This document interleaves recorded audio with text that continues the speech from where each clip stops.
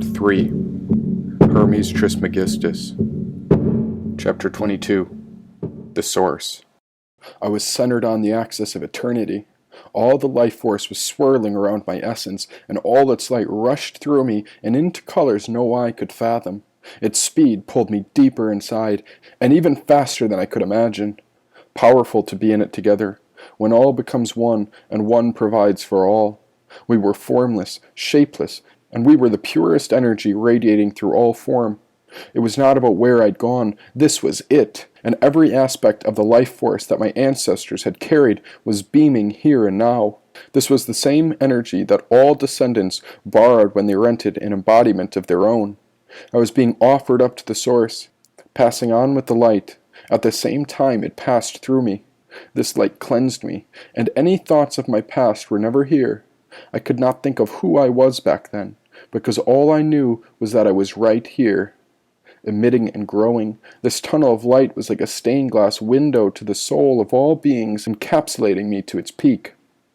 Moving with the vibration, I flowed to a place where there was an altar, and on it I saw a black and white card.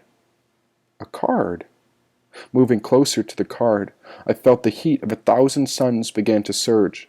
I reached for the card, but the source pulled me away. The energy turned into a vortex. Heat was pulling me under before I could see what it was.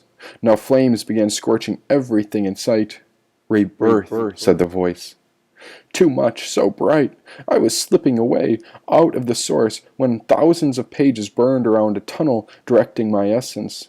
The flames were ripping me apart, shredding my soul to pieces, and there was nothing to hang on to, nothing at all, until I saw the white hand of the psychopomp reaching for me. I grabbed on with all my might. The fire was gone when the weight of a giant wave pulled me under. It extinguished the flames, and there was no light left in this place. Cold, dark, and alone, all I could do was submit to the current while tremendous force dragged me along the ocean floor. Helpless and lost, I was drowning until I heard the voice speak. Good morning, my son. Ready to see the light. Will you paint us a picture of life before the night? A vibration started humming. It was molding my frame back together. This secluded place was lonesome, too dark for my bright soul. But when I heard the voice resonate again, I knew this was the mother's womb to make my body whole. In between the darkness, the light will pass. Look up, look down. It's life at last. The voice faded away. A ray of white light broke open like a pinprick of hope, and so my essence crawled toward it. Pulling at the edges of the universe, I'd do anything to get closer to the light. Narrow walls were casting my arms and legs, then fingers and toes, and just as I thought I'd never make it, something took hold of my wrist.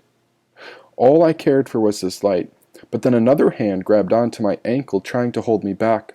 I kicked it away when another figure took hold of my neck. Dozens of hands and arms were pulling at me from all sides. Let us make the most of the now, because I'd hate to live the never. The voice came back to me. And as for this life, pay death as your toll. I'll meet you in the darkness. Good morning, old soul. The light pulled me through when air rushed past my face.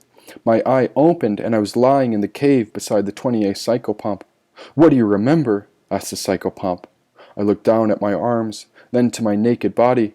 Tell me what happened before you forget, said the 28th psychopomp.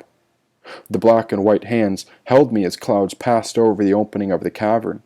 Looking up, there was a mountain and trees along the ridgeline. What did it say? Asked the psychopomp. I don't know. I paused and took a breath into my lungs. I saw light, and I remember a card. Then a great fire spread, and I remember reaching for you. Ether. You reached the high source. And what was on the card? Said the psychopomp. I paused. I don't remember. Looking around, this cave was filled with empty bodies. Judging by all the lifeless humans and animals lying on all sides, this was the psychopomp's home. You keep the dead? No. The psychopomp paused. I look for lost souls. You see, some spirits run when they die. They get so afraid once they leave the body that they slip away and wander. And that's why I keep the bodies, just in case I cross paths with them again. And that way I can remind the deceased they're not alone. I always look for old souls when I can. They're usually hiding in familiar places, said the psychopomp. How? I asked. The spectrum of energy I see is not the same spectrum of the human eye. This is my uniqueness, it is my gift, and no one else sees the soul.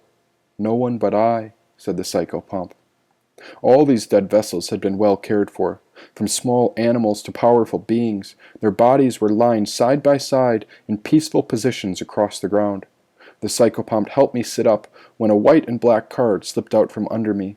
It was the same card from the vision. We all get a card when we die. It's the result of what you became, based on the choices you made when you were living in the body, said the psychopomp. I turned the card over, but it was blank. Then again, I've never seen a living body survive the source, said the psychopomp. I wouldn't worry about the card. It means your purpose on this planet is not over. The 28th psychopomp emptied its pockets and handed me an arrowhead wrapped in a canvas, and then some cloth to cover my missing eye. If you remember your past life, it's best to let it go. It's behind you for a reason, said the 28th psychopomp. The guru always says, be here now. The psychopomp reached in its other pocket and handed me 2 flint stones. Reaching with my left, I noticed old scars that had been cut through my palms and healed since then. You should take some clothes, it said. These bodies won't need it. And did you get a card? Have you died before? Many times, the psychopomp nodded. I've seen many cards over my deaths, but the last card I got, well, we rarely speak about our last card. Why's that? Well, because we embody it. Mine was something like a vision of my soul wearing this cloak, said the psychopomp. All our past lives are like a test, to see where the root of our energy is stretched. Can you imagine lightning? We are tracking our own paths to see how we illuminate ourselves. Only when I was strong and virtuous did I become anointed with the right of carrying the dead.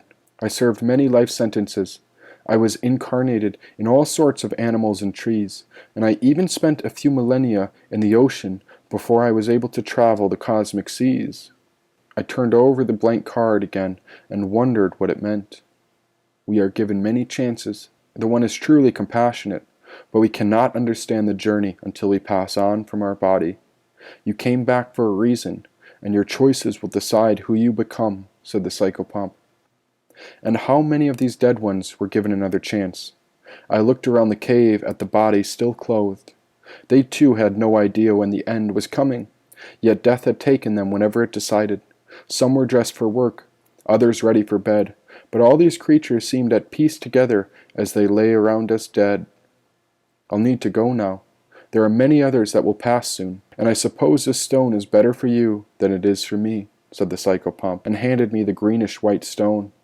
The serpentine gem fell into my palm while the psychopomp backed away and put its palms together in prayer. It faded from view and disappeared. Naked and alone in the cave, I looked out upon the bodies. They were all similar, except for the golden glow shining across the cavern. You'd remember a light like that, and it reminded me of the warmth before birth, the same little light that I found poking through the bullet hole of a cell I once lived in.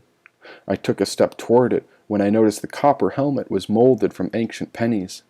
Glowing from the sunlight above, the mask was connected to the body of a black membrane with black boots and gloves. Instinct pulled the arrowhead out from the canvas when I set the stones beside the empty card as I crept closer. If an extractor was here, then I'd need to kill it one more time just to be sure. I kicked at Shu, but the extractor's body lay limp. A bloody hole was pierced through the spine and protruded out the neck. He had gotten everything he deserved. Standing tall above it, I rolled the body over to reveal the man who had been hiding all along. But first there was a badge with the name of a man who once lived inside. I read aloud. General Extractor T. Hammond, number 28.